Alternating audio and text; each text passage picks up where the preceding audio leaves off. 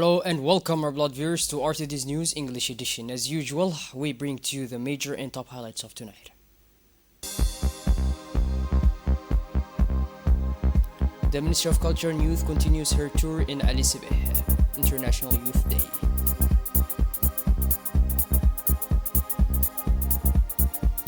And on the international scene, thousands of Gazans are still fleeing Khan Yunis.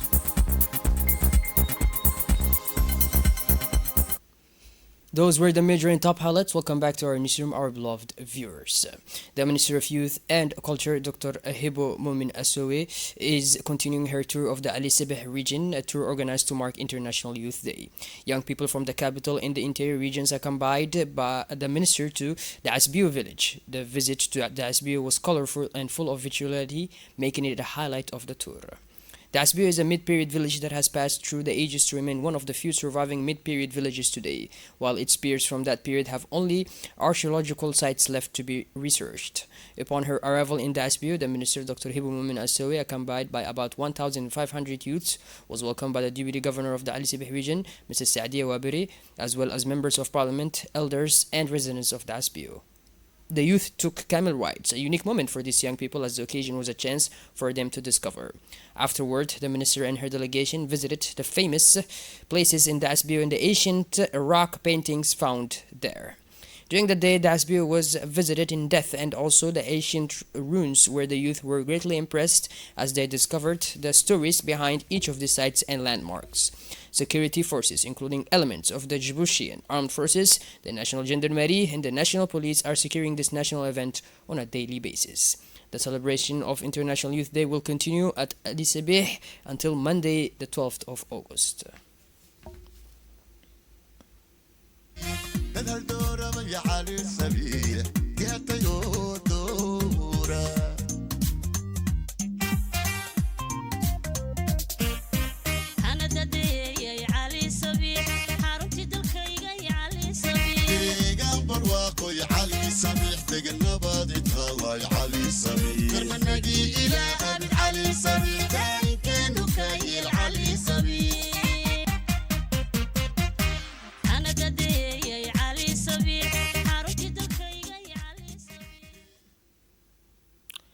Following the arrival of the youth organization and delegation led by the Ministry of Youth and Culture to the Ali Sibeh area to celebrate International Youth Day, and cultural and artistic event was organized at their accommodation camp.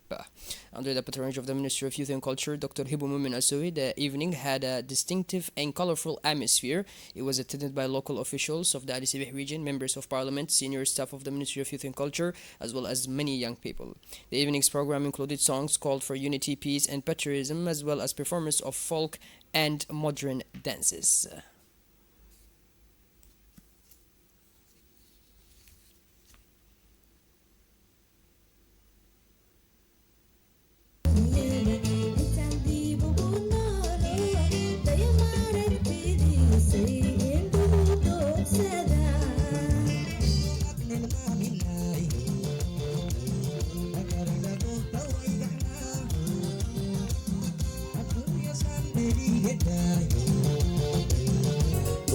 Dhammaan waxaygutii aadooy igu saarayeen ama iyo xanuun tiiha jacayl aadooy igu damaqdayeen way deeqay walaal adiga dartaa u daadaalaya garyeel walaal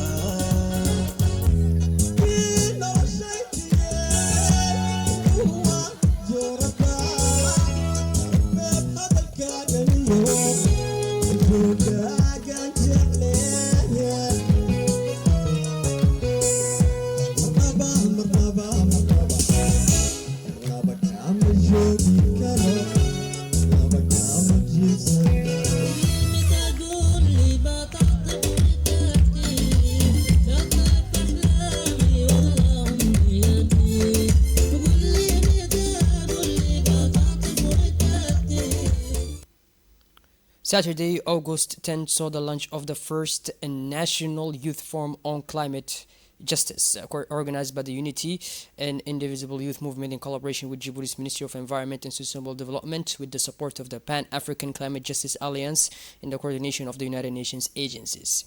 The forum brought together some 100 young people from all walks of life in the capital as well as in the interior regions to discuss a wide range of themes relating to climate justice. This first forum on climate justice had the unfailing support of several entities, namely the PACIA Pan African Alliance for Climate Justice, the Social Change Factory, the IYCA, and the Ministry of Environment. All affirmed their determination to combat the effects of climate change in Africa and in Djibouti in particular. This forum aimed to create a framework for sharing knowledge and best practices around climate justice in order to better understand the related challenges in different contexts and identify best practices for addressing them. A succession of officials from different sectors took the floor in front of partners to talk about climate justice. On the 7th of August, on Wednesday, the Naval Training Center of the Djiboutian Coast Guard hosted the closing ceremony of a training course on the theme of the safety management on board ships. The ceremony, chaired by Colonel Waes Omar Bogore, commander of the Djiboutian Coast Guard, took place in the presence of Mr. Kado, Deputy Representative of the Japan International Cooperation Agency, JICA, in Djibouti, Vice Admiral Kagami, team leader of the Japan Maritime Safety Association, JAMS, and officers from the Djiboutian Coast Guard. This training focused on enhancing know-how and skills in seamanship, firefighting, towing, and sea rescue techniques. In a speech delivered on this occasion, Colonel Waes Omar Bogore pointed out that the training was led by instructors from the Djiboutian Coast Guard who passed on their knowledge to their colleagues. He also thanked JICA and JAMS for their support and invaluable contribution to the success of this training. Mr. Kado, Deputy Representative of the Japan International Cooperation Agency, JICA, in Djibouti, expressed his satisfaction with the excellent partnership between JICA and Djibouti Coast Guard, particularly in the field of training. The ceremony ended with the presentation of certificates to the participants.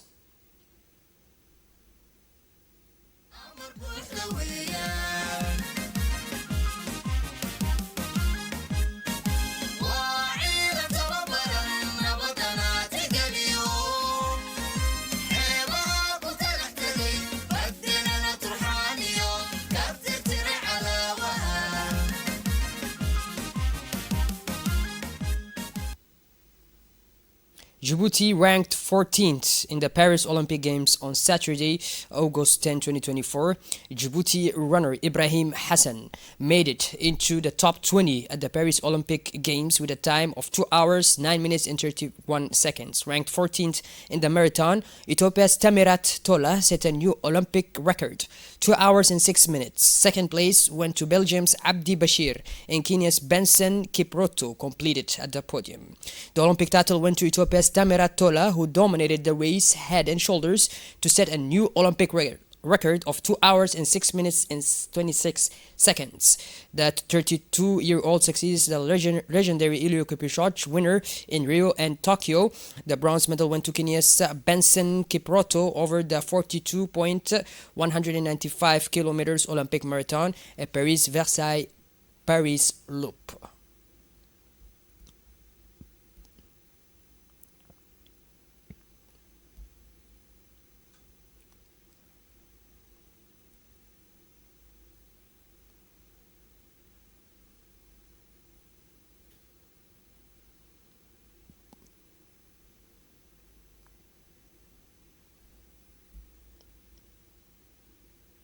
Under the aegis of the Secretariat for State of the Sport, the Gori Youth Association concluded its summer sports activities in a festive atmosphere marked by a memorable soccer final. After a welcome downpour, the match took place under the clear skies, attracting an enthusiastic crowd of guests. The event brought together a number of influential personalities, including the Director of Regions of the Secretary of State in charge of sports, Mr. Umar Hassan Abdullahi, accompanied by his delegation, as well as several village people. Their presence underlined the importance attached to this tournament, which over the years has become a not to be missed event for the Gori community.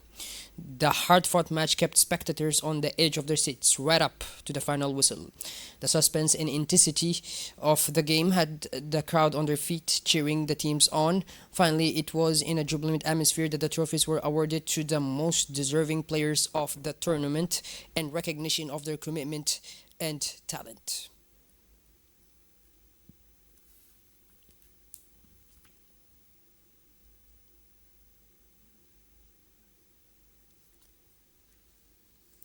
Shifting gears towards the international scene now, thousands of Palestinians in Khan Yunis, the second largest city in the Gaza Strip, have been forced to flee their homes after the Israeli army ordered another mass evacuation. For months, the area has been regularly targeted by airstrikes and ground operations, increasing the pressure on residents. The Israeli army has justified these new evacuations by announcing that it plans to launch operations in response to rocket fire from Gaza. However, for residents on the ground, insecurity has become an unbearable daily reality. Ghazi Abu Dhaka, who has already been displaced several times, testifies to the dramatic situation. We have now been displaced 4 times. Every day there is war. Every day missiles hit us. There is no safe place in the eastern region. We are displaced in the streets and don't know where to go.